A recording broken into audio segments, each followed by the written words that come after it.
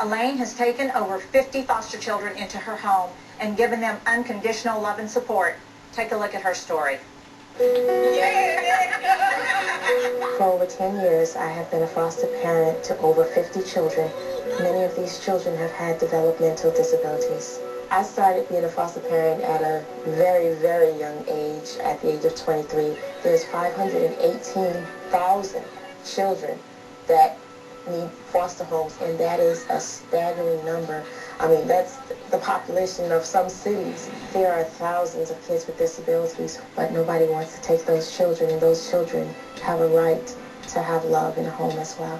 Everybody wants the babies or the little kids, and nobody wants to take the older kids. Everybody's afraid of them. I realize that I can't change the world, but I can change a few lives, and that's what I set out to do.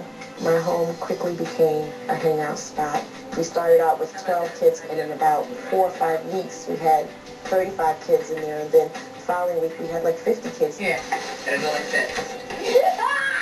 The ages of the kids range from 4 years old all the way up to 29, and these kids were reaching out, and we had to do something. I founded TIME, which stands for Teach, Youth, Motivate, and Empower. Our program could be so much more powerful if we had the space. Right now, we're renting a small storefront. It hurts me to my heart when I have to turn away kids. My greatest fear is that I won't have the resources to do the things that God has called me to do.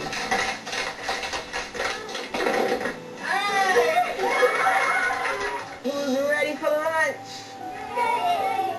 Being disadvantaged is not always a financial thing. Sometimes it's when you've been beaten down so much and you've been told so much that you're worthless and you'll never be anything.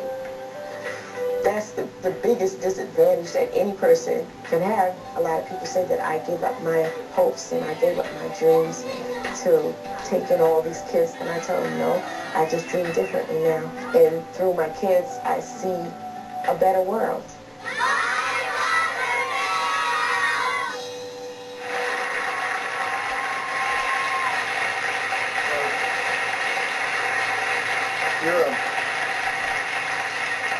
You're crying and we haven't even talked to you yet. Tell me what you're feeling right now. Just overwhelmed gratitude for finally being recognized for what I do. Well, you're a single mom. Yes. And you've had over 50 foster children in your care so far. So are you like 80? You're just in your 30s, right? Yes. And you've had 50 children. What is that like to have 50 children that you take in? Many of them are disabled in different ways. And you take in teens and some of the disabled because nobody wants them. Exactly.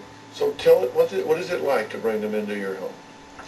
These children come into our homes broken and lost and without hope. A lot of people want to go into foster care and want to adopt children, but everybody wants the perfect child. But we need to think about these children and make the kids feel good, because no matter whether they have a disability or anything, they're worthy of love, and they deserve that. Now, you were recognized as the Adoptive Parent of the Year in New Jersey, right?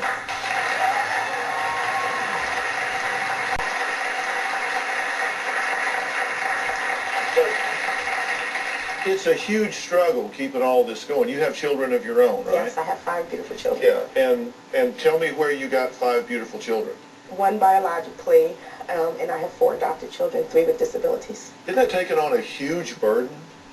No, it's not a burden. It's what I was called to do. It's my ministry. It's what I do. I can just feel the love and the passion that you have, and I don't even hear any kind of burden in your voice. I'm just so overwhelmed.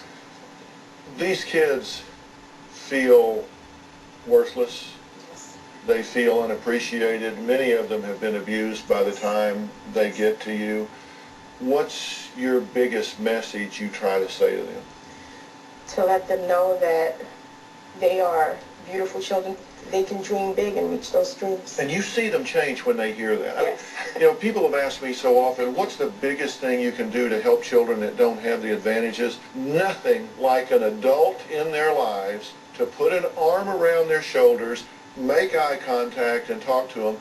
You now have like 100 foster kids and disadvantaged kids that are coming to your house and to your space that you have in your town after school and all, just because they got nowhere to go, right? Exactly. And so how do you feed them? We pleaded to local people and got donations of food. When I go shopping, I don't shop for a family of 7. I shop for a family of 50. Yeah. And And you don't make all the money in the world. no. So that makes it particularly tough. All right, I've got more I want to say to this amazing